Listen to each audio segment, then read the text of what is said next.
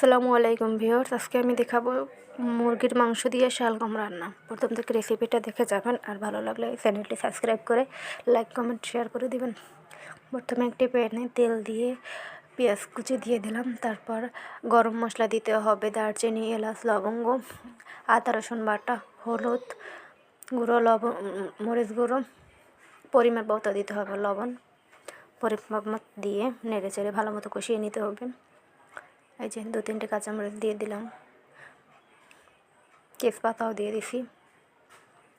এই যে ভালো করে কষিয়ে নিতে হবে।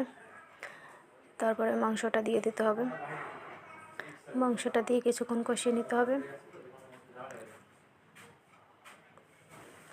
এই যে আমার অনেকক্ষণ কষিয়ে নেওয়া হয়ে গেল প্রায়। এখন শালগমটা দিয়ে দিলাম, শালগমটাও মাংসটার সাথে কিছুক্ষণ কষিয়ে নিতে হবে।